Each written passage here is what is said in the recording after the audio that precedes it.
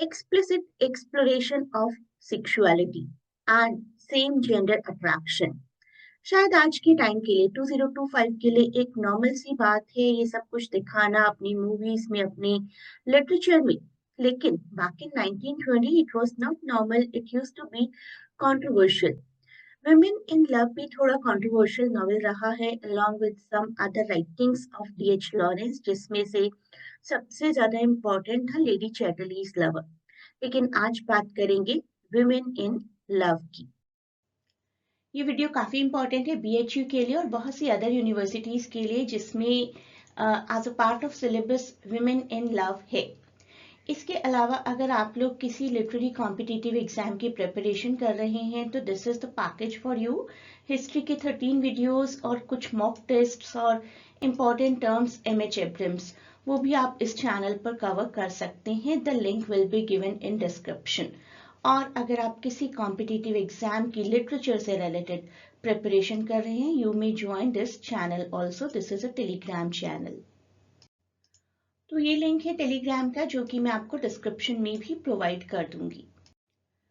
अभी बात करेंगे डीएच लॉरेंस जी की। और मेरी एक हैबिट है कि जब भी मैं किसी राइटर की बात करती हूँ, किसी वर्क की बात करती हूँ, I do not talk only about the work, I try to talk about the other works also. आप देख रहे होंगे कॉम्पिटिटिव एग्जाम्स में कितने क्रोनोलॉजिकल क्वेश्चंस आते हैं, तो ये क्रोनोलॉजी भी आप लर्न कर लीजिए। साथ ही में sons and lovers, rainbow, women in love जो हम आज कवर करने जा रहे हैं, मैंने वीडियो के इंट्रोडक्शन में भी आपको यह बताया था 1920। और सबसे कंट्रोवर्शियल जो है लेडी चैटरलीज लवर 1928, ऑल्दो शुरुआत में बैन लग गया था और फिर 1960s में पब्लिश हो पाया था। राइट तो ये सारी क्रोनोलॉजी भी आप याद रखिए। जनरली जो इनके नॉवेल्स के थीम्स हुआ करते थे, sexuality, emotional health, vitality and the instinct of human being and about human condition. तो जनरली इन सब चीजों पर कंसंट्रेट किया करते थे। इंडस्ट्रियलाइजेशन पर उन्होंने कंसंट्रेट किया था सन्स एंड लवर्स में।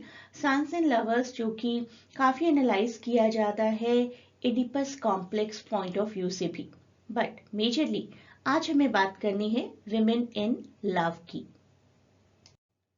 कुछ छोटी छोटी बातें और कैरेक्टर्स जानते हैं और बाद में आप ही डिसाइड करिएगा कि क्या एनालिसिस आपके हिसाब से रहा। मैं थोड़ा सा एक जनरल व्यू पॉइंट जरूर प्रोवाइड करूंगी आपको, लेकिन इस नॉवेल पर हमेशा एक क्वेश्चन रेज किया जाता है कि क्या होमो एरोटिक रिलेशनशिप शो करने की कोशिश की गई है। तो एक्सप्लिसिटली कभी भी नहीं की गई, लेकिन फिर भी ऐसा इंटरप्रिटेशन है कुछ राइटर्स का, कुछ फिलोसोफर्स का। आप अपने हिसाब से इंटरप्रेट करिए और मुझे बताइएगा।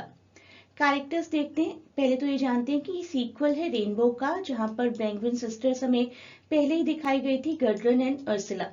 गर्ड्रन जो कि एक आर्टिस्ट हैं, जेरेल्ड क्रिच के साथ रोमांटिकली इन्वॉल्व हैं। Ursula is romantically involved with Rupert Birkin. काफी इंटेलेक्चुअल पर्सन है। Love, desire, sexuality, individual identity, ऐसी थीम से कुछ रियल टाइम कैरेक्टर्स की भी बात करते हैं। अर्सला का कैरेक्टर कहा जाता है कि लॉरेंस की वाइफ फ्रेडा पर बेस्ड है और गडलिन का कैरेक्टर कैथरीन मैंसफील्ड, काफी पॉपुलर राइटर थी, contemporary writer. Rupert Birkin has got the elements of the writer Lawrence himself and Gerald is partly based on Mansfield's husband John Middleton Murry. तो ये सभी छोटी छोटी बातें आप याद रखें। अब बढ़ते हैं आगे। नॉवेल की सेटिंग है 1910s के इंग्लैंड की।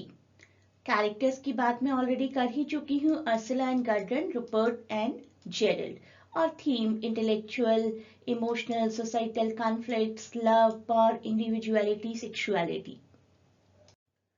तो अब एक छोटे से चार्ट के थ्रू कैरेक्टर्स को और जानते हैं।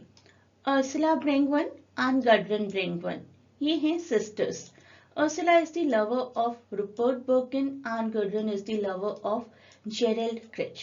Rupert Birkin, उनकी पहचान यहाँ तो मैं यही लिख रही हूँ, lover of Ursula and Gerald lover of Gudrun. लेकिन उनके characteristics, Rupert is quite intellectual, reflective and emotionally complex, and Gerald industrialist है, इमोशनली कॉन्फ्लिक्टेड ये भी हैं, लेकिन इनमें थोड़ी सी वायलेंट टेंडेंसीज है।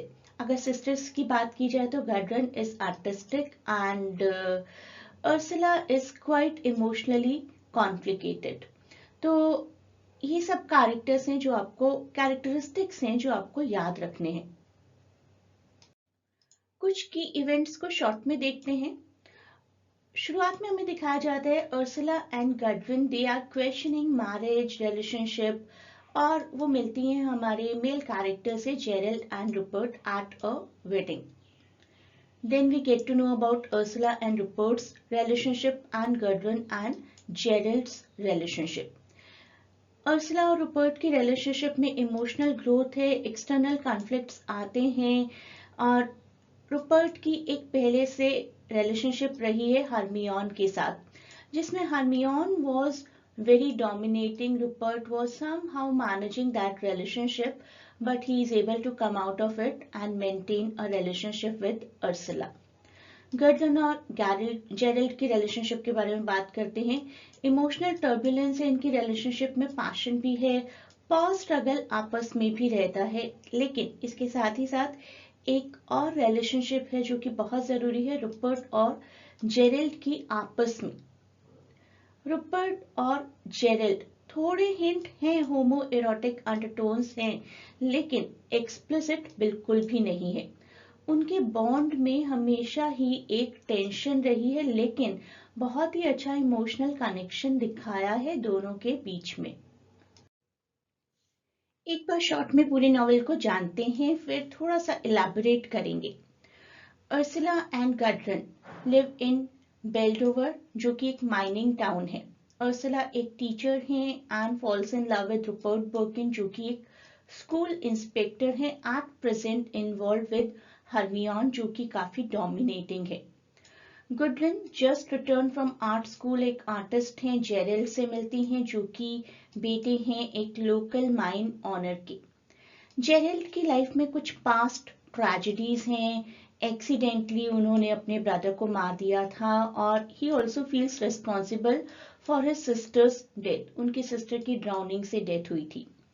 जेरल्ड माइन भी टेक ओवर करते हैं अपने फादर की डेथ के बाद, और उनकी जो रिलेशनशिप चलती है गुडरिन के साथ, that is very much troubled by violence and weakness.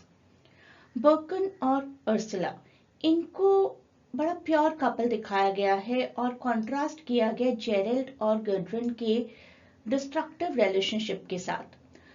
चारों लोग मिलकर एक पिकनिक के लिए जाते हैं, और वहां पर गडरन फ्लर्ट करती हैं एक लोकल आर्टिस्ट के साथ, स्कल्प्टर के साथ, जिनका नाम है लियोर्क।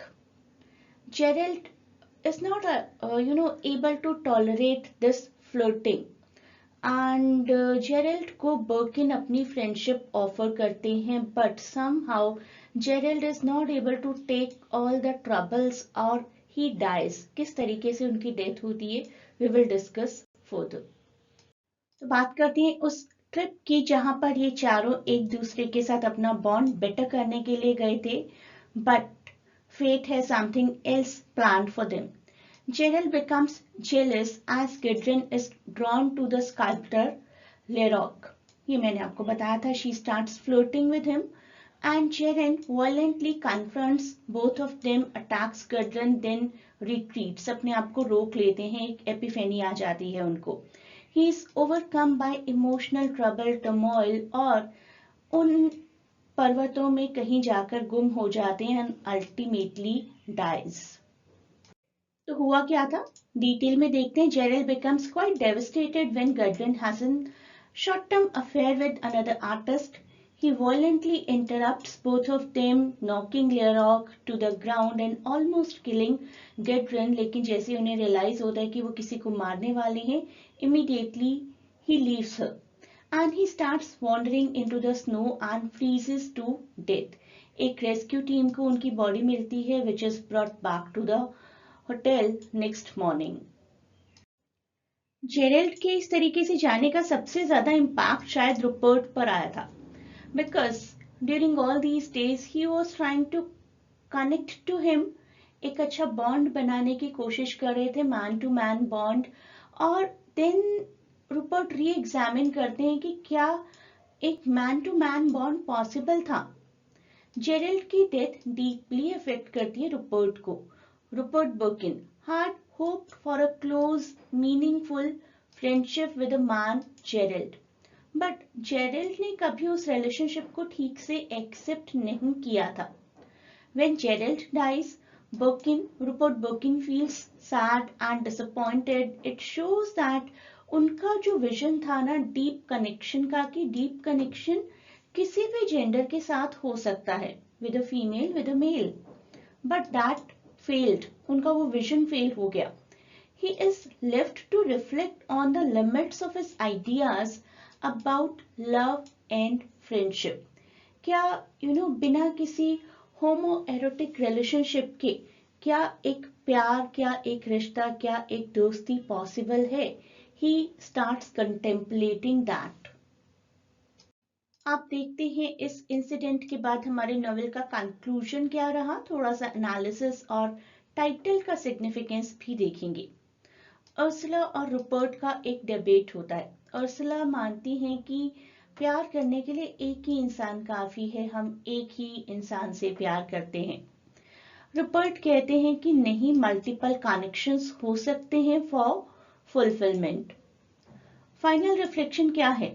फाइनल रिफ्लेक्शन है कि इंडिविजुअलिज्म एक अलग चीज है और सोसाइटल एक्सपेक्टेशंस अलग चीजें हैं. हर इंडिविजुअल की अलग एस्पिरेशंस हो सकती हैं, लेकिन हमारी सोसाइटी ने कुछ नॉर्म्स बनाए हुए हैं, उनके अकॉर्डिंग बहुत से लोगों को चलना पड़ता है. प्यार और दोस्ती और पावर, इमोशनल ग्रोथ, ये सभी चीजें बहुत ही कॉम्प्लेक्स हैं और हम तो इस नॉवेल के 105 साल आगे आ चुके हैं. अब देखिए दुनिया कितनी बदल चुकी है, लेकिन उस बदलाव के साथ भी सिंप्लिसिटी नहीं आई है, कॉम्प्लेक्सिटीज और ज्यादा बढ़ गई हैं. टाइटल की अगर बात की जाए, टाइटल में हमें दिखाया गया है विमेन इन लव, लेकिन कहीं ना कहीं मेन इन लव भी है. And love is not necessarily कि ऑलवेज कुछ ना कुछ होमो एरोटिक ही हो, कुछ ना कुछ एरोटिक ही हो, if it is between the same gender और द ऑपोजिट जेंडर. ऐसा जरूरी नहीं है. They can be an emotional connection also, they can be something platonic also, लेकिन दुनिया ये मानने को तैयार नहीं होती.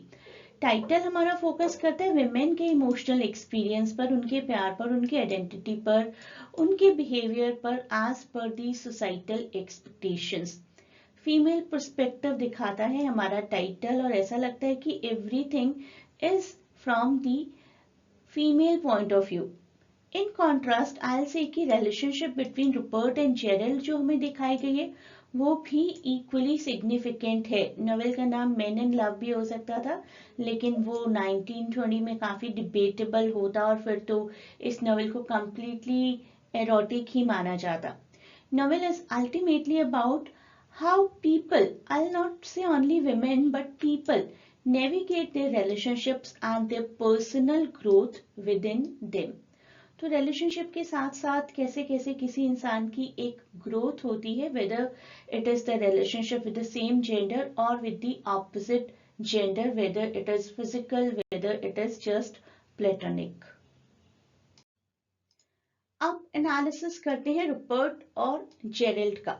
एक एनालिसिस जो सदियों से होता है और सच में एक सदी तो हो ही चुकी है. तो होमो एरोटिक अंडरटोन्स हैं, शेड्स नजर आते हैं, लेकिन अगेन आई विल से कि नथिंग एक्सप्लिसिट. और अगर कुछ एक्सप्लिसिट नहीं है तो आई थिंक कि रीडर्स को जबरदस्ती सेक्सुअल कनेक्शन जैसा कोई एनालिसिस करने का कोई राइट नहीं होना चाहिए. Something same that happened with Ismat Chughtai, जब उन्होंने कहा कि मैंने लिहाफ में ऐसा कुछ शो करने की कोशिश नहीं की गई जो कि रीडर्स और कोर्ट जजेस इंटरप्रेट करने की कोशिश करें. एक भी ऑब्सीन वर्ड ढूंढ कर दिखा दीजिए मेरी राइटिंग में. तो शी वॉज राइट उनके खुद के पॉइंट ऑफ व्यू से. अगर आज D.H. लॉरेंस जी जिंदा होते तो शायद हमें बता पाते वो क्या कहना चाह रहे थे, लेकिन उन्होंने कहीं कोई एरोटिक वर्ड यूज नहीं किया दोनों के रिलेशनशिप के लिए. तो I think we should go for platonic emotional bond only. उनका बॉन्ड जो दिखाया गया है that is very much emotional, intense and intellectual intimacy. Intimacy की जब हम बात करते हैं ना, तो the programming is done in such a way कि हम हमेशा फिजिकल इंटीमेसी ही सोचते हैं, बट इंटीमेसी प्लेटोनिक हो सकती है, इमोशनल हो सकती है, इंटेलेक्चुअल हो सकती है। रूपर्ट एक्सप्रेस करते हैं desire for deeper connection with Gerald, which some critics interpret as homoerotic, और यहीं से कॉम्प्लेक्सिटी की शुरुआत होती है। Love, desire, human connection, ultimately हम सब आकर इनको ट्रेडिशनल जेंडर रोल्स के साथ एसोसिएट कर देते हैं, लेकिन ट्रेडिशनल जेंडर रोल्स के साथ साथ कहीं ना कहीं एक इंडिविजुअल का, दो इंडिविजुअल्स का आपस में इमोशनल कनेक्शन भी होता है, जिसको हम बहुत बार या तो देखते नहीं है या देखना नहीं चाहते।